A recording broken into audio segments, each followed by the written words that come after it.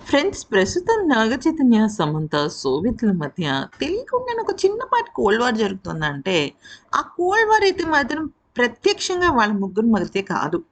అయితే సమంత ప్రెగ్నెంట్ అయిన తర్వాత ఇక ప్రతి ఒక్కరు కూడా సమంత కన్నా ముందు పెళ్లి చేసుకున్న శోభిత ఎందుకు ప్రెగ్నెంట్ అవ్వట్లేదు? మళ్ళీ నాగ చైతన్య సమంత విషయంలో చేసిన తప్పే చేస్తున్నాడా? ఇలాంటి రకరకాల కామెంట్స్ నెగటివిటీ రూపంలో బయటపడుతున్నాయి.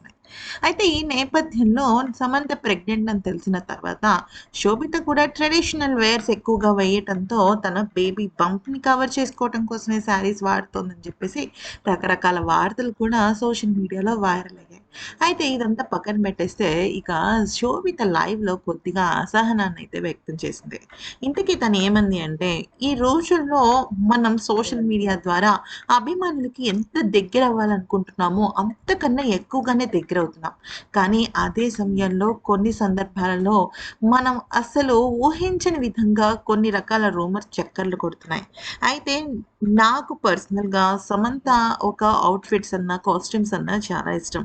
తన యాక్టింగ్ అంటే గౌరవం. తన విషయంలో నేను ఎప్పుడూ కూడా ఒక హ్యూజ్ రెస్పెక్ట్‌తో ఉంటాను. అయితే అంత మాత్రాన తన లైఫ్‌లో, తన జీవితంలో జరిగిన ప్రతి విషయానికి నా దగ్గర నుంచి రియాక్షన్ రావాలని కోరుకోవటం కరెక్ట్ కాదు. ఎవరి లైఫ్ వాళ్ళది. ఎవరి జీవితాలు వాళ్ళవి. అందరం సినిమా ఫీల్డ్‌లో ఉన్నాము. సినిమాల కోసం అలాగే అభిమానులకి మంచిగా మా తరఫున యాక్టింగ్ అందించాలని ఎంతో ప్రయత్నిస్తూ ఉంటాం. కాకపోతే విషయంలోకొచ్చినట్టయితే, ఇప్పుడు ఎంతోమంది మీరు కనీసం సమంతకి బెస్ట్ విషెస్ కూడా చెప్పలేదంటున్నారు. బెస్ట్ విషెస్ చెప్పలేదని మీకు మేము చెప్పామా? ప్రతీదీ సోషల్ మీడియాలో చెప్పాల్సిన అవసరం లేదు కదా! అయితే నా బెస్ట్ విషెస్ ఎప్పుడూ సమంత గారికుంటాయి. ఇక మా ప్రెగ్నెన్సీ అంటే అది పూర్తిగా మా ఇద్దరి వ్యక్తిగతం.